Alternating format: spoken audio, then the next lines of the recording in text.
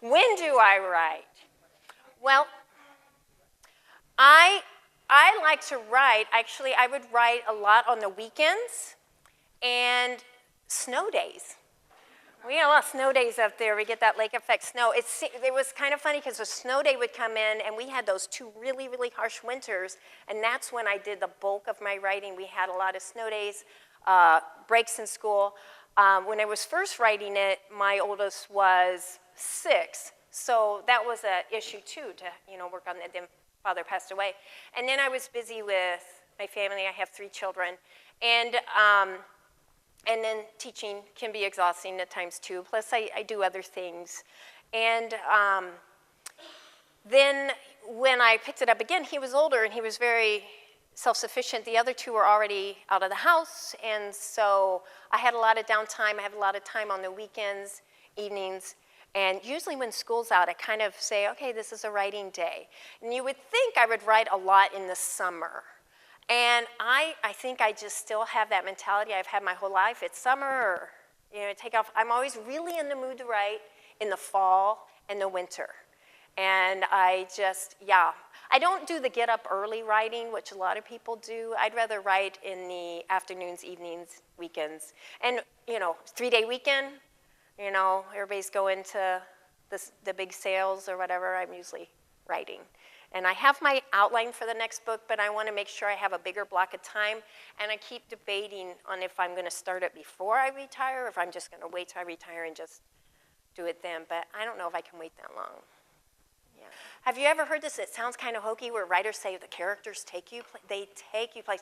I would be writing and writing and writing, and all of a sudden I would look back at what I read and I went, oh, I wasn't planning on going there, but the character takes me. You get into it. It's like this movie in your head. And my handwriting will get, because I longhand it, and then I type it. And, because I had typing classes with typewriters, so I'd sit there and look at my writing and just type away. And I don't do this anymore, though, because it's on the computer. But I do, and the characters, they take me. And actually, when I had started it, and then I picked it up because I had too many years in between, I had an outline, and then when I started rewriting again, I had to change some of the whole storyline and some of the characters as I was finishing the book. Some of the direction I was planning on going, I changed it. Do you start your outline at the end? Do I outline it? Do you start at the end? Oh, the story. I start at the beginning and I write through, but I focus on the climax, like the main thing I'm trying to get to, but then I have no idea how it was going to end. I had no idea how I was going to end it. And then when I wrote that sentence, I went, I think I need to stop here. And then I would have liked to have done more in the middle, but I didn't have a good editor to communicate that with me. That bothers me. But I probably shouldn't tell you that because you'll be like, well, I'm not going to buy your book. But but I've had several friends who have read it and they're like, oh, and I don't tell them. I just, well, what'd you think? Oh, it was great. Now what's going to happen? How are they going to survive the winter? That's what everybody wants to know, because it's kind of late summer, fall in this story. They're harvesting the berries. People ask me, well, where in the world is it? And I said, well, somewhere in this latitude, because they have all 4 seasons. It could be right here, right? You have the limestone, you've got the river, yeah.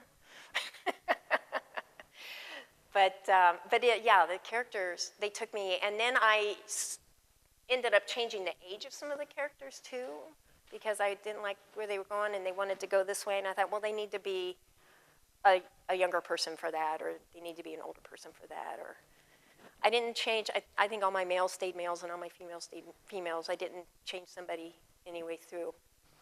But it's an experience, and it's scary. It really is.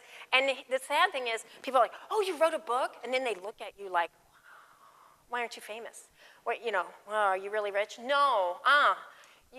It's like you're a starving artist the same way.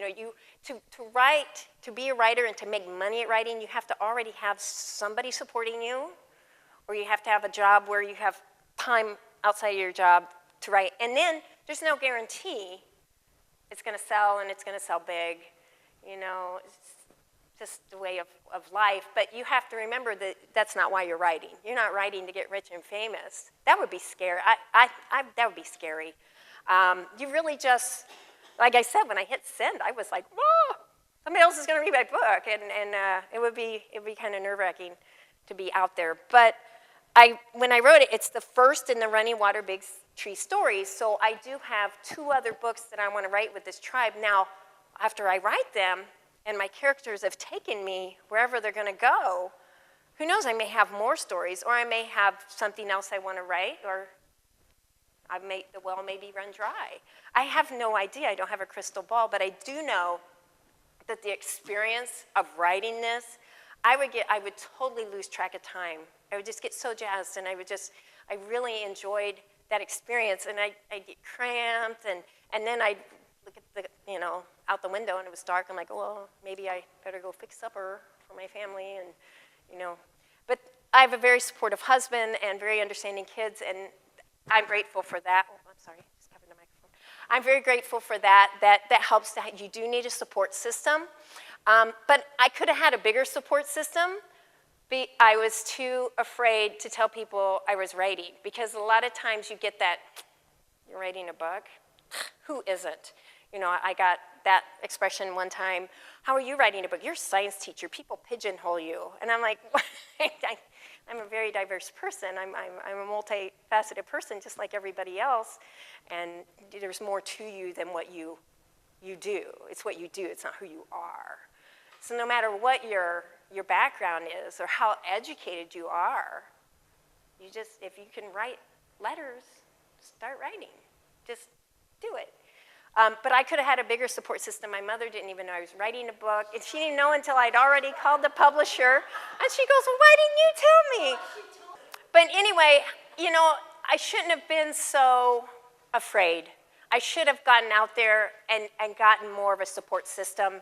I think I would have felt more confident in it, and I think I would probably be done with my second book by now, because it's a process, and you do worry about the naysayers, and you got to just ignore the negative energy from those people and write your story. And if you don't like to write, support people who do. Just like I don't think I'm a very good painter, but when I see artwork that I love, I try to purchase it if I can afford it. And she asked about the author of Clan of the Cave Bear and that whole series, Jean Aul. And I think I was greatly influenced by her, and you may get tweaks of some of that in here. I hope she doesn't sue me, but it's not hers is, I would say, a love story per se, but again, it's an unusual genre. Where mine, there's love, definitely love in here, love between man and woman, love between mothers and children, mates and the children of their mates, and love among tribe members. But I think more in this, it's more like, okay, what were the rules? And most of the people are following the rules, but you've always got that guy who's not quite following the rules, or that gal who's not quite following the rules. And then I did have some influence by Jean because there is another tribe, and I am going to eventually have, where several tribes are meeting in a big summer gathering. So, but it's, other than that, I don't have the Neanderthal, I don't have the different, it's all just, they're all just Homo sapiens. I did read a book before I started, like, so you want to write a novel? And that's what that guy said. He goes, if you get in and that's what I need to do. Get in a habit and say, okay, today, write, he said, write every day. And that is something I would like to get in the habit of doing, where you write every day. He says, if it's an hour a day, you write every day for an hour a day. And even then he says, and some days you don't want to write at all, so you just say, okay, I'm just going to at least get one chapter done this hour. And then sometimes you say, okay, I'm going to write, this is my time of the day to write, and then you lose track of time because you're writing and writing and writing. So just like exercise, yeah. When I finished writing for that day, I would have little Post-it notes, little notes like, okay, so this is going to happen. So I would have additions to my original outline, because it would change. And I'm like, oh, wait a minute. So Usually I would have to stop because it was time for supper, or outside influences would get my way. I couldn't imagine what it'd be like to just have a place and just go write. I would probably go, I've got plenty of time, it's just me, and then, I don't know, walk in the woods and look at butterflies, I don't know. When I started it, I had this idea of the murder because I really like murder mysteries. And I wasn't sure if it was going to be a whodunit murder or if it was just going to be where you knew who did it, but why and how and how'd she get the idea, because how did she learn, And so I had that seed, and then I actually started writing my cast of characters. I started writing my cast of characters and coming up with names for them. But then, as I'm writing, I'd introduce a new character would have to be, I need a guy for that. I need a gal. So then I would have to come up with another character and another name.